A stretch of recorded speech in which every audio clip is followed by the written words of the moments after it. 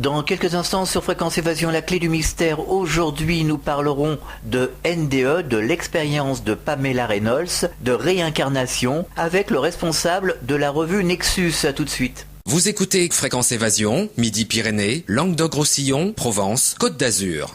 Chaque jour sur Fréquence Évasion Grand Sud, info, loisirs, culture, environnement et détente. Fréquence Évasion, www.fréquenceévasion.com. Fréquence Évasion vous donne la possibilité de dialoguer sur l'un des 3 forums: paranormal, région et musique. Venez dialoguer sur les forums Fréquence Évasion. Cliquez sur forum. Bon surf sur le site de Fréquence Évasion, www.fréquenceévasion.com. Radio Fréquence Évasion, le son de la Côte d'Azur. Nous sommes en compagnie de David Desmoury, responsable de la revue Nexus. Bonjour et merci d'être avec nous. Oui, bonjour. Alors pour commencer, présentons la revue Nexus. Quand a-t-elle été créée? Quels sont les objectifs et les divers sujets traités? Alors écoutez, elle a été créée, ça dépend de où est-ce qu'on se place. C'est une revue qui est australienne à l'origine, qui a été créée en 87 en Australie et qu'on a commencé à traduire pour la France en 99, il y a un peu plus de 10 ans. Et voilà, qu'on a amélioré au fil des années et on est quasiment intégralement en rédaction et non plus en traduction depuis quelques années, voilà. Quels sont les sujets que vous traitez? Tout type de sujet, du moment que ça sort du cadre de ce qu'on lit ailleurs dans la presse, dans les médias les plus vendus. Les plus traditionnels, on va dire. Les plus traditionnels. On n'a pas vraiment de sujet de prédilection. On n'est pas une presse d'opinion, on est une presse d'information. Et on s'intéresse à tout type de sujet, plutôt dans une démarche scientifique qui demande référencement et rigueur. Voilà, mais en général, je sais pas quoi vous dire, vraiment, type de sujet en sciences, en physique, en géopolitique, également l'ufologie, qui est un de nos sujets récurrents, la santé, évidemment. Mais le paranormal. Le paranormal également, pourquoi pas. Tout ce qui est alternatif, en tout cas, d'une façon générale. D'accord. Alors j'aimerais justement que nous parlions des expériences aux frontières de la mort, des NDE, et plus particulièrement du cas Pamela Reynolds. Vous l'avez traité ça dans la revue Nexus? Oui, on l'a traité dans un dossier qui est un petit peu ancien maintenant, il y a quelques années. C'était à l'occasion du colloque qui avait eu lieu à Martigues. Et effectivement, Pamela Reynolds, c'est le cas le plus bavard de l'histoire des expériences de mort imminente, dans la mesure où sa température ayant été abaissée à 15 degrés pendant 1 heure pour pouvoir permettre l'opération d'un anévrisme géant, m'a permis de conclure, puisqu'elle est revenue avec le témoignage des échanges qui avaient eu lieu dans la salle d'opération et même des détails de l'opération elle-même, dont elle ne pouvait pas avoir connaissance, en tout cas directement, puisque vidée de son sang et la température du corps abaissée à 15 degrés, on est difficilement plus mort que ça. Néanmoins, elle a été réanimée et est revenue pour témoigner de ces détails qu'elle aurait donc perçus d'un point de vue extérieur à son corps physique. Alors le cerveau, le cœur était arrêté? Il n'y a pas plus arrêté que ça, oui. Là, c'est difficile de parler d'une activité physiologique.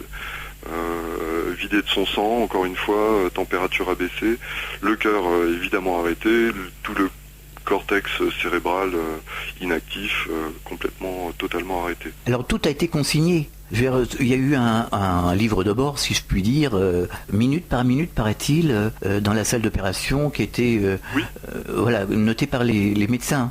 Oui, c'était la procédure habituelle, oui, tout à fait. Tout ça, puis même leur témoignage a suffi pour recouper le sien. Donc il n'y a pas de doute sur ce cas-là, puis qui est largement appuyé par d'autres cas d'expérience de mort imminente où les gens reviennent avec un détail perçu depuis une position au-delà de leur activité physique en tout cas, et dont personne ne pouvait connaître.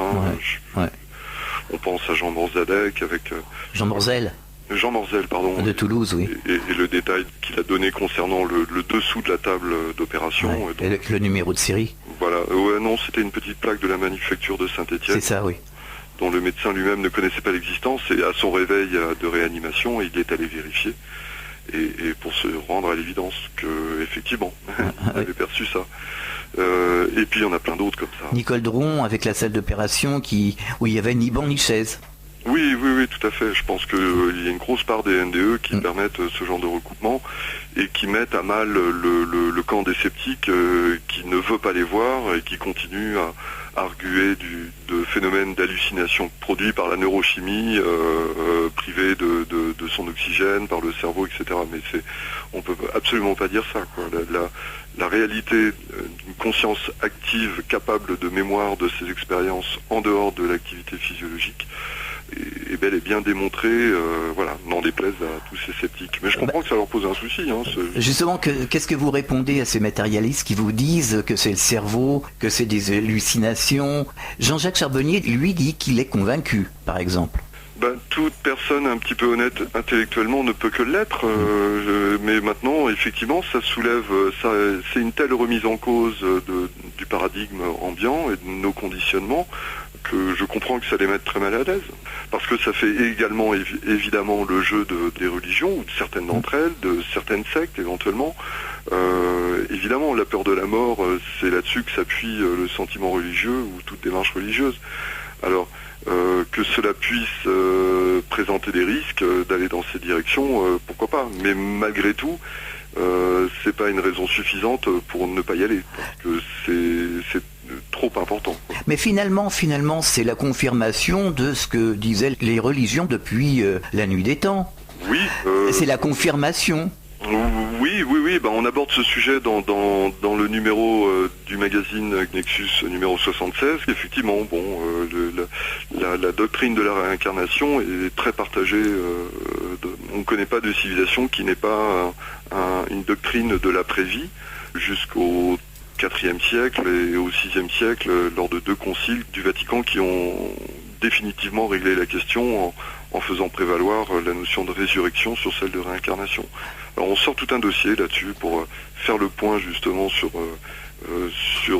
cette mémoire de vie antérieure dont certains témoignent, qu'on peut recouper d'ailleurs, qu'on a souvent pu recouper grâce au travail de recherche de quelques auteurs, de quelques chercheurs.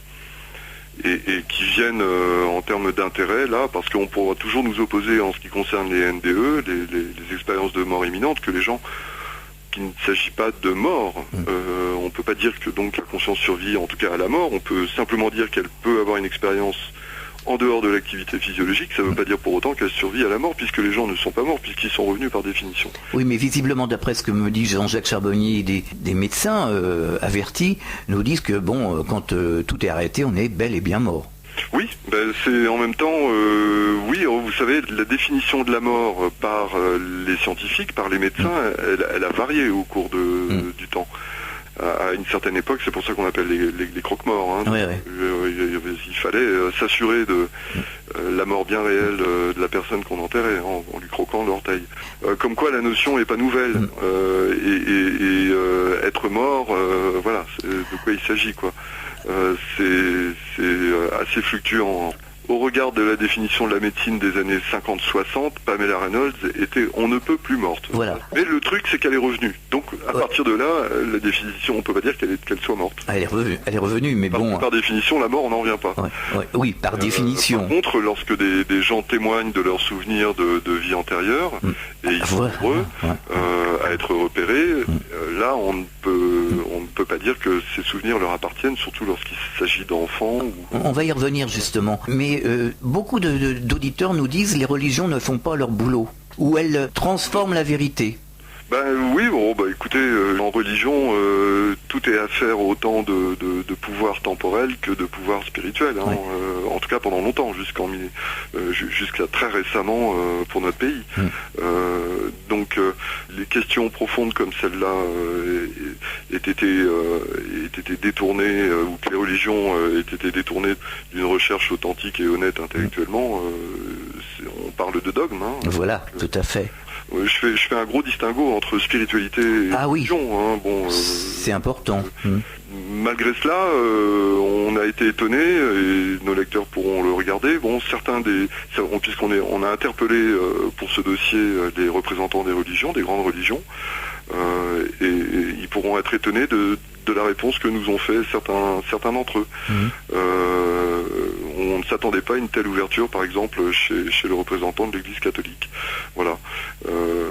Mais il existe une doctrine dans la Kabbale qui est parfaitement développée de la réincarnation. Il existait évidemment en Grèce antique la métempsychose. Ça s'est développé d'ailleurs jusqu'à l'Empire romain. Il y a la notion de revenir dans de multiples vies. Est très ancienne et très partagée partout sur le continent, quoi. D'ailleurs, c'est pas toujours pour le meilleur, hein, parce que là-dessus vient s'appuyer la notion de karma qui, au premier degré, c'est bien la carotte et le bâton dont il s'agit. Hein. Je suis pas sûr que ce soit non plus bien la meilleure façon d'aborder le voyage qu'une âme peut entreprendre d'une vie à l'autre. Un peu comme sur Terre, finalement. Un peu comme sur Terre, ça fonctionne un peu de la même façon. Oui, voilà, vous voyez votre vie ensuite et vous punissez ou récompensez vos enfants en fonction de ce type de paradigme, effectivement. Finalement, on est régi par une loi universelle, tout simplement.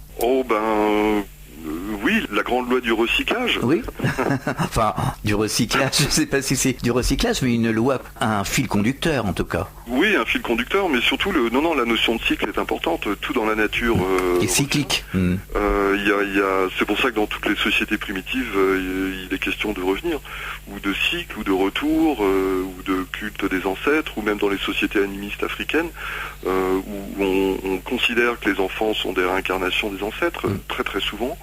Où on a déjà même repéré dans ces sociétés pourtant animistes des liens concernant, vous savez, les marques de naissance qui peuvent correspondre aux stigmates de la mort d'une mort précédente.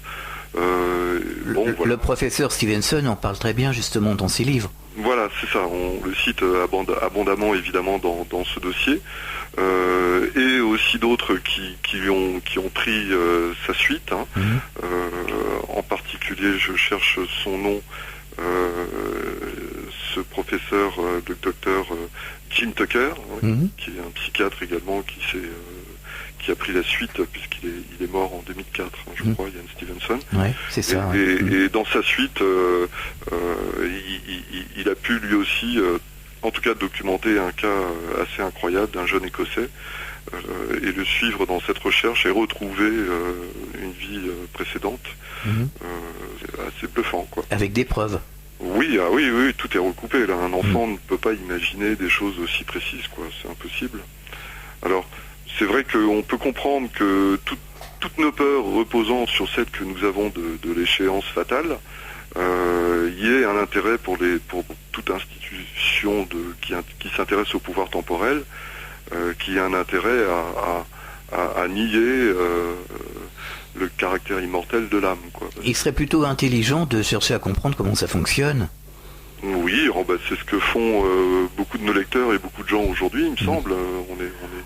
On est à une période où effectivement on peut se payer le luxe de réfléchir à ces questions-là et d'y trouver des réponses qui peuvent être personnelles. Il s'est développé des techniques de psychothérapie récemment en Occident sur ce domaine-là, des thérapies basées sur les régressions, ou même sur le rebirth.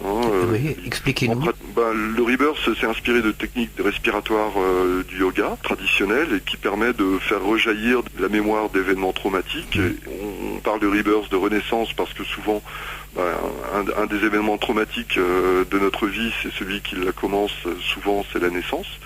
Et les gens sont souvent amenés à revivre le détail de leur naissance. Mais chez certains d'entre eux, il peut arriver qu'ils revivent une mort précédente. On a un témoignage assez troublant de ce point de vue, ou des détails d'une vie de traumatisme appartenant non pas à cette vie, mais à des vies précédentes. Alors il faut faire très attention dans ce domaine, évidemment, parce qu'on sait que les vrais faux souvenirs induits, ça existe. Oui. Que là aussi, alors il n'y a pas que des méthodes de yoga réinventées comme le rebirth, il y a aussi des régressions entreprises avec l'hypnose ericksonienne. Là aussi, il faut il faut être très prudent. Bon, faire le distinguo entre son imaginaire et ses mémoires, ce n'est pas toujours une chose aisée ni très évidente. Mais ce qui fait un petit peu le succès de ce genre de théorie, curieusement, dans notre société, parce que des derniers sondages ont révélé, par exemple, que c'est plus de 40% des catholiques qui croient en la réincarnation, curieusement, malgré le dogme de la résurrection qui est celui de leur religion. Et ce qui me surprend maintenant avec tout ce que l'on sait, les prises de conscience, c'est qu'on parle encore de croyances. Finalement, notamment avec les NDE, on parle de croyances. Là, ce ne sont plus des croyances, ce sont des évidences. Oui, je suis un peu de votre avis. On peut plus parler vraiment de croyances, non. Ce sont pour nous, c'est une réalité. On a suffisamment d'éléments. Néanmoins, on est quand même non pas dans de la science dure là, mais comme les mathématiques ou la physique. C'est quand même plus perméable et plus sujet à subjectivité. Mais les recoupements sont suffisants, me semble-t-il, oui. Mais on est quand même dans les sciences humaines, dans les témoignages humains. Alors on avait interviewé il y a quelque temps Jacqueline Bousquet, qui était chercheuse au CNRS, qui nous a dit que tant que la médecine ne se penchera pas plus sur ses recherches, la science n'avancera plus, la médecine n'avancera plus. Oui, il y a sûrement des grosses clés à y percevoir, sûrement. Maintenant, je ne serais pas aussi catégorique. Ça n'interdit pas de découvrir des molécules qui permettent de soulager. Oui, mais visiblement, les molécules, ça donne pas grand-chose quand on voit justement ce qui se passe avec les médicaments actuellement. Ça n'est pas une façon satisfaisante de régler les causes des maladies, on est d'accord. Mais ça permet quand même de soulager les symptômes. Pour certaines choses. Voire de régler certaines causes, pourquoi pas, dans certains cas. Mais le tout molécule ou le tout chimique... Il ne faut pas en rester là. C'est une impasse, à l'évidence. Et quand on voit les anomalies de la médecine, parce qu'on n'est pas des machines, on a des cas de rémission cancéreuse quasi spontanée restés inexpliqués. On a des cas de guérison assez miraculeuse. La médecine face à ça ne peut pas comprendre. Donc c'est effectivement l'énorme apport que cela pourrait avoir, c'est de redonner la place à la physiologie, la place qui est la sienne, et à l'esprit le pouvoir qui est le sien, parce qu'il est énorme. Mais je pense qu'il y a beaucoup plus de professionnels de santé qui sont ouverts à ces choses-là, même si effectivement ils ont mauvaise presse à s'en ouvrir. Bien heureusement, ce sont quand même des passionnés d'humains et qui remarquent bien ces choses-là dans l'activité de leur pratique. Non, parce que quand on est scientifique, justement, on est ouvert à toutes ces choses-là. On essaye d'ouvrir les fenêtres en grand et de voir ce qui se passe. Le fait de nier ou de dire ça n'existe pas ou de faire la politique de l'autruche, quelque part, c'est pas être scientifique. Non, c'est vrai, non, il y a une dérive scientiste dans le courant scientifique majoritaire. Bon, c'est dû c'est un problème autant économique qu'humain. Les scientifiques sont des chercheurs, ils ont besoin de budget, ils ont des carrières, ils ont des échéances en fin de mois et ils peuvent pas se permettre de se retrouver au placard ou de remettre en cause des longues années d'études par des prises de position qui dérangent autant et qui remettent autant de choses en cause. C'est un petit peu la difficulté, c'est que ce type de thématique, elle est un carrefour, et elle remet trop de choses en cause à la rigueur pour être facilement ou aussi facilement abordée que d'autres. Quelque part, c'est un comportement très moyenâgeux. On n'en est pas sorti, oui, bien sûr. On reste effectivement très, très premier degré dans notre façon d'aborder les choses. En même temps, c'est pas très gentil pour la culture du Moyen-Âge, ce que vous dites là. C'est une image. C'est une image. Oui, mais c'est pas dénué d'intérêt parce que on emploie tous des images comme ça. Vous auriez pu dire préhistorique. Préhistorique, oui, ça serait mieux. Quand on voit qu'ils étaient capables de faire du Chagall sur les grottes, des grottes il y a 30 000 ans, ça remet complètement en cause ce genre de choses. Donc c'est pour ça, oui, je ne sais pas si on a beaucoup avancé sur cette compréhension, mais en tout cas, ce qui est certain, c'est qu'il y a une forte pression de l'opinion publique pour qu'on avance dans ce sens, et c'est ce qui va se produire inévitablement. On marque une pause, on revient dans quelques instants. De Menton à Toulouse, Radio Fréquence Évasion, le soleil du Grand Sud. La météo en France dans notre Grand Sud. Quel temps fait-il en Midi-Pyrénées, Languedoc-Roussillon et Provence-Alpes-Côte d'Azur? Pour le savoir, cliquez sur Météo. Chaque jour, Fréquence Évasion vous offre la météo grâce à Météo France. Fréquence Évasion, info, interview et détente. Partout dans le Grand Sud, Fréquence Évasion. Nous sommes de retour sur Fréquence Évasion, toujours dans la clé du mystère. Est-ce que par rapport au colloque de 2006 qui a été organisé par Sonia Barcala dans les Bouches-du-Rhône, est-ce que vous avez l'impression que depuis 2006 ça a avancé un peu? Est-ce que ce colloque n'a pas fait qu'on a donné un coup de pied dans la fourmilière? On aurait aimé qu'il y ait plus de retombées, sincèrement, que la mayonnaise prenne un peu plus fortement. Je crois que cette question, encore une fois, remet en cause tellement de choses profondément pour chacun d'entre nous que les gens restent encore frileux.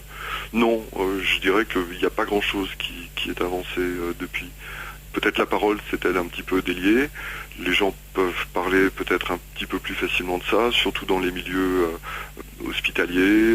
Je pense que Jean-Jacques Charbonnier a fait un gros boulot oui, il est courageux. Pour aider à cela. Il est très courageux. Et j'imagine que ça a dû surtout beaucoup bouger dans les métiers de la santé. Ouais. Ça, c'est, à mon avis, ça a dû faire pas mal évoluer la position des médecins. J'en croise pas mal dans mon activité.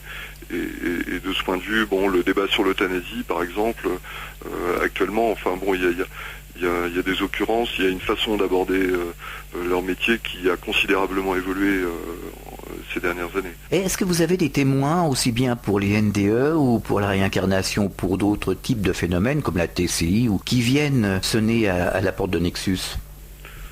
Peu, mais ça arrive, oui, ça arrive, que l'on soit des récipiendaires privilégiés d'expériences un petit peu comme ça inavouables, en tout cas en public. Oui, ça arrive effectivement. Je peux vous parler le cas le plus courant, je dirais que ça concerne plutôt le phénomène OVNI. Oui. Des gens s'en ouvrent à nous effectivement plus facilement parce qu'ils savent qu'ils vont être reçus par autre chose que le ridicule. Et de ce point de vue, c'est vrai qu'il semblerait que quand même énormément de personnes, au moins un tiers des habitants de notre pays aient assisté à des phénomènes qu'on ne peut pas expliquer, qu'on pourrait peut-être, pour une fois d'entre eux, expliquer de façon rationnelle par autre chose que par un engin intelligemment piloté, dont on ne connaît pas la technologie, mais pour la plupart quand même sont très consistants, concernent des personnes en plus qui sont tout à fait respectables et crédibles, des élus, ou des monsieur tout le monde, tout un chacun. Mais des phénomènes parfois extrêmement extrêmement complexes, spectaculaires, bien plus en tout cas que ce que nous laissent entrevoir les archives du GEPAN. et ça c'est une réalité. Pour d'autres phénomènes de perception paranormale ou extrasensorielle, je crois que comme un petit peu tout le monde, mais là encore une fois, je ne vais pas m'étendre trop sur certains d'entre eux, mais oui, ça arrive assez régulièrement. Je suis en train de penser, là on parlait des NDE en début d'émission, on pourrait se poser la question, pourquoi les sens sont démultipliés? On a une vue panoramique à 360 degrés, enfin on a une performance pas possible du cerveau, enfin on dit, pour moi c'est pas le cerveau, mais enfin je veux dire, Nicole Dron, que j'ai souvent au téléphone, me dit, mais j'avais les sens démultipliés, pourquoi au moment de la mort on aurait ces sens qui seraient démultipliés, notamment des aveugles aussi qui voient comme ils n'ont jamais vu? Là aussi c'est quand même plus que surprenant. Oui, c'est la bonne surprise. Ah oui, en effet. C'est effectivement la bonne surprise. C'est peut-être le plus gros ennemi de ce domaine, parce que sortir de longs siècles de conditionnement de pauvres pêcheurs coupables qui se préparent à une éventuelle condamnation, se retrouver face à non plus une condamnation mais une promesse, la marche est haute et c'est vraiment un bouleversement total de notre regard sur la vie. Alors l'expliquer, non, ça je ne saurais pas dire. Certains parlent du filtre du physique, de la densité qui agit comme un filtre entre nos émotions et notre conscience et le monde. Une fois débarrassé de ce filtre, effectivement, apparemment tout est démultiplié. Ça peut trouver une certaine cohérence. On parle toujours de descente en termes d'incarnation et non pas d'élévation. Oui, tout à fait, oui. Dans la densité, on parle de l'esprit est plutôt quelque chose de vaporeux. On parle de spiritueux pour les matières alcoolisées d'ailleurs. Ça vient confirmer un petit peu cette préscience que nous avions à travers les traditions. Et pourtant, comme disait Nicole Dron, par exemple, tout en étant fluidique, elle a serré son frère, elle a dit on était dur, on avait un corps. Oui, ça c'est un autre des paradoxes, effectivement. Mais on a le même paradoxe dans nos rêves. C'est vrai, tout à fait. On a exactement la même... on fait des rêves parfois complètement tellement... criant de réalité, où on a tout, en termes de perception, la couleur, l'odorat, le toucher, toutes les sensations de l'oreille interne, de l'équilibre, sont bien là, bien présentes, on est bien dans un monde bien réel, ou du moins c'est ce qu'on pense jusqu'au petit matin. Mais le rêve, on en parle très peu d'ailleurs. Un jour avec Jean-Jacques Charbonnier, je vais poser la question suivante, est-ce qu'on rêve avec le cerveau ou est-ce que le rêve finalement fait pas partie d'une conscience délocalisée? Puisqu'on dit que quand on rêve, on sort de son corps justement, toutes les nuits, on sort de son corps et c'est là, à ce moment-là que l'on rêve. Oui, c'est ce dont semblent témoigner tous ceux qui ont travaillé sur les sorties hors du corps. Voilà. Effectivement. Oui, tout à fait. La différence qu'il y aurait finalement entre le monde réel et les rêves, c'est qu'on a affaire ici-bas à un rêve collectif, bien plus dense. Ouais. Donc sur lequel nos moyens d'action sont plus limités. Et puis donc une dimension qui perdure. On la retrouve. Bien sûr. On se réveille dedans tous les matins, à moins que ce soit un sommeil de l'âme. Oui. Un endormissement du matin. Et voilà, on peut regarder les choses dans ces sens-là. C'est plutôt poétique. Poétique ou enfin, les mots ont des connotations maintenant. Il faudrait redéfinir, par exemple, spiritualité. Qu'est-ce que ça veut dire spiritualité? Religion, on n'ose plus dire religion parce que ça devient péjoratif. Tous les mots sont déformés, mal compris. Il faudrait redéfinir Dieu. Il faudrait redéfinir toutes ces choses. Oui, d'autant qu'on est plutôt à une période d'appauvrissement de ce point de vue. Complètement. Et de confusion. Je crois que chacun doit faire un travail de ce boulot-là. Effectivement, la confusion entre spiritualité et religion en est le meilleur exemple. Il n'y a pas forcément opposition entre les deux. On ne parle simplement pas du même ordre de choses. Tout à fait. C'est tout. L'un concerne une institution, l'autre une démarche. Et on peut retrouver des religieux intéressés par la spiritualité, et ils le sont tous en général, heureusement, voire par le paranormal. On connaît des curés intéressés par le paranormal, comme le père François Brune par exemple. Tout ça n'est pas hermétique, heureusement. Qu'il y a beaucoup de passerelles. Je crois que c'est le travail le plus important qui se fait en ce moment. C'est les passerelles entre des choses qu'on a trop voulu séparer.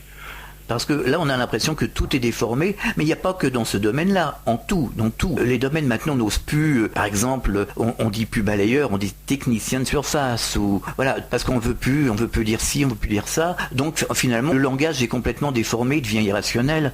Mais les gens ne perçoivent plus la réalité très clairement. Ils sont quand même l'objet d'un matraquage médiatique complètement énorme. Des outils comme la télévision, je crois que c'est une moyenne de 4 heures par jour. On connaît, les études ont existé, on a fait un dossier dans un des derniers numéros là-dessus. Sur la télélobotomie, c'est extrêmement efficace.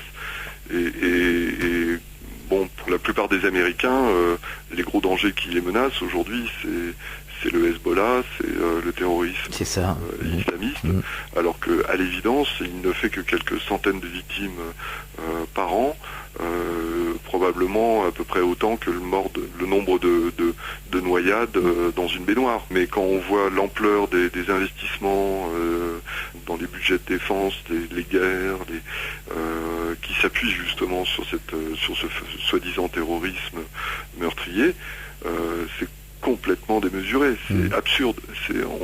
On frise vraiment la schizophrénie, quoi. C'est peut-être parce qu'on a perdu l'essentiel de nous-mêmes qu'on en est là aujourd'hui. Ouais, je crois qu'on racle un peu le fond, là, oui, effectivement. Alors, c'est clair. Ça touche. Là, on est bien au fond du puits, là, on baigne dans le marasme. Bon, en même temps, moi je reste très optimiste. Ah bah oui, bien sûr. Il reste apparent et manifeste, c'est pas forcément la réalité. Non. De toute façon, ça permet de rebondir. Absolument, hein, et puis sans ça, on n'aurait pas le choix. Oui, tout à fait. Alors donc, à la revue Nexus, est-ce que vous avez des projets ? Oui, on a un numéro 77 qu'on est en train de préparer. Donc, qu'est-ce qu'on pourra trouver dans ce numéro ? On trouvera quelque chose, un dossier sur la lumière, sur la notion de lumière, mais qui concerne en rapport avec la biologie et la physiologie. D'accord. Tout ce qui concerne cette drôle de dimension de l'énergie qu'est la lumière. Qui concerne une particule bien spécifique, qui est les photons, qu'on retrouve justement par le biophoton. La cellule émet des photons, c'est une découverte plutôt récente. On peut influer sur la physiologie grandement, on traite des dépressions avec les UV, on traite...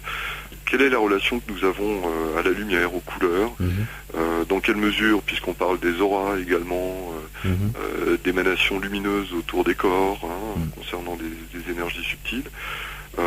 Voilà, quelle perspective donner à cette forme visuelle de l'énergie. C'est vrai que la lumière, on en a besoin, On voit que les gens dans le sud de la France, par exemple, sont quand même un peu plus joyeux que ceux du nord. Absolument, et les suicides en Suède sont un fait record. Ouais, voilà. Donc on a besoin de couleurs, on a besoin de lumière, on a besoin de tout ça.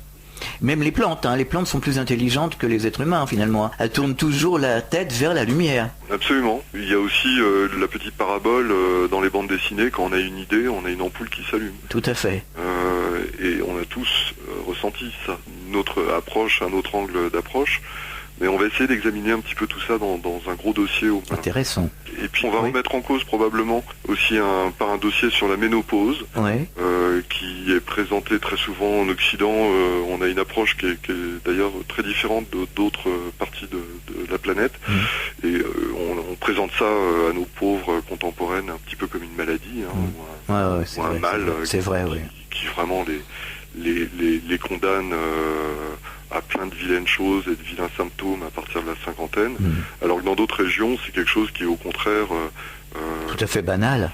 Même plus que ça, célèbre pour la femme une maturité, un autre âge, une deuxième vie de sa féminité et qui est loin d'être péjoratif, aussi péjoratif, voilà. Alors il y a une autre façon, on a voulu quand même porter un petit coup à cet a priori très négatif de cet âge pour les femmes. Voilà, bon, je vous parlerai pas du reste. Non, ce sera une autre fois. Voilà. Concernant justement les ovnis, est-ce que vous avez eu des contacts avec Jean-Pierre Petit ? Non, pas à ce sujet en tout cas, on a des contacts réguliers. Je vous avouerai que pas à ce sujet. Bon, l'affaire des humites étant... On a publié sur les humites, je ne le cache pas, il y a 8 ans de ça je pense, Jean-Pierre avait publié chez nous un article. Maintenant, il est tellement difficile d'établir ou non l'authenticité, c'est tellement polémique qu'on préfère ne pas aller trop sur ce terrain-là. Vous êtes au courant des dernières rebondissements de l'affaire humide qui semblerait... Oui, j'en ai entendu vaguement parler.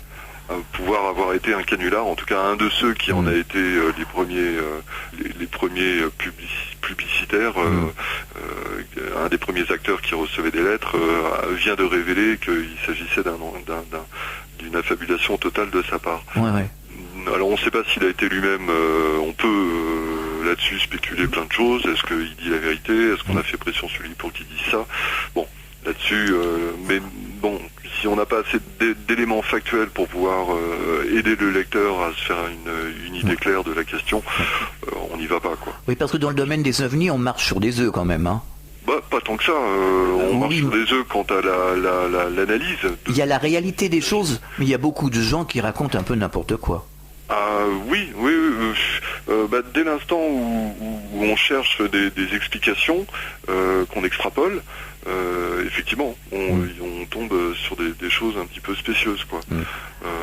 Maintenant, la réalité et la consistance du phénomène lui-même, elle n'est pas démontrée. Nous, on suit de près les travaux de la 3AF Sigma, qui est une commission technique de la plus grosse société savante qui en l'occurrence concerne l'aérospatiale, qui est l'association aéronautique et astronautique de France. Si ces gens-là quand même qui réunissent le Gotha de l'ingénierie de l'aérospatiale civile et militaire décident de faire une de leurs 6 commissions techniques dédiées à ce phénomène, c'est pas des rêveurs. Non, ça c'est à prendre au sérieux. Voilà. Mais je veux dire, toutes les informations qui circulent sur Internet, il y a des sectes qui s'emparent de tout ça. Ça c'est Internet. Voilà, c'est Internet. Internet c'est à la fois une superbe opportunité, une grande chance et en même temps la pire des choses, évidemment. C'est un petit peu comme ce qui se passe en ce moment dans l'Aude, là au Mont Bugarach dans l'Aude. C'est un peu psychédélique quand même. Mais oui, écoutez, les gens ont besoin ils ont besoin d'un petit peu de magie. Alors ceux-là, en tout cas, occupent le devant de la scène souvent. Oui, et ça occulte. Derrière, il y a des gens quand même très sérieux bien sûr. qui regardent ce phénomène de très très près. Parce que là aussi, autre sujet de prédilection pour Nexus quand même, au-delà de savoir si nous sommes voués à condamner ou au contraire si on est promis à autre chose qu'une simple disparition, le fait de se savoir complètement isolé du reste du cosmos ou au contraire être l'objet de visite de la part d'autres mondes ou d'autres dimensions change considérablement aussi la façon de nous regarder nous-mêmes. Jean-Jacques Velasco a apporté quand même pas mal de témoignages assez probants. Oui, il a fait un gros boulot lorsqu'il était mal lui en a pris apparemment, parce qu'il a quand même été un peu mis au placard du GEPAN, gentiment. Les prises de position qu'il avait qui étaient également des hypothèses, d'ordre spéculatif, mais pourquoi ne pas y aller après tout si c'est l'hypothèse extraterrestre qui répond mieux au cahier des charges. Lui en tout cas s'est pas privé de s'exprimer là-dessus, et effectivement il a été courageux. On comprend plus mal quelle a été, mais c'était au moment de sa toute autorité à la direction du GEPAN, le 5 novembre 90, la rentrée atmosphérique de l'étage de fusée russe, le GEPAN pourtant ça a toujours été la thèse qui a été défendue par Jean-Jacques Velasco. C'est là aussi où il a été un petit peu décevant. C'est jamais facile dans ce domaine. Non. Parce que là aussi, je me mets très bien à sa place. Il est à la tête d'un organisme quasiment d'État. Il est coincé entre le militaire, le civil, la presse. Je ne sais pas si vous imaginez ce que ça fait quand même à nos grands militaires de l'armée de l'air, par exemple, dont la vocation est de défendre notre espace aérien, de se savoir en permanence, quasiment quotidiennement, nargués par des engins dont dont les performances sont inégalables. Donc voilà ce à quoi doit se coltiner ce genre de poste. Franchement, je n'en vis pas, quoi. Ça n'a pas dû être marrant tous les jours. Non, c'est pas évident. Voilà ce que je peux vous dire de tous ces sujets-là. Et effectivement, si on essaye de publier que ce qui est à peu près recoupable ou mérite d'être rendu public, c'est vrai que ici, à la rédaction de Nexus, on en voit passer beaucoup plus. Mais je me doute, oui. Voilà, il faut pouvoir recouper pour pouvoir publier, sinon... Vous avez un site internet, donc qu'est-ce qu'on peut trouver sur ce site ? Vous pouvez trouver sur nexus.fr, tout simplement, www.nexus.fr, vous trouverez les anciens numéros, le sommaire actuel, vous pouvez trouver les kiosques où Nexus est distribué, parce que même si c'est un assez gros tirage maintenant, il peut peut pas être dans tous les kiosques, mais dans les principaux. Vous trouverez les anciens sommaires. On donne également 2 articles dans chaque ancien sommaire parce que ce sont des sujets de fond qui ne se démodent pas. Les internautes peuvent télécharger des articles en version PDF, en libre accès. Il y a quelques articles qui sont comme ça laissés en libre accès dans chaque sommaire. D'accord. Eh bien, merci d'avoir participé à cette émission et à très bientôt. Eh bien, merci beaucoup à vous, à Radio Fréquence Évasion de m'avoir invité. À très bientôt. Et une prochaine fois, au revoir. Au revoir. À très bientôt pour un autre numéro de La Clé du Mystère sur Fréquence Évasion.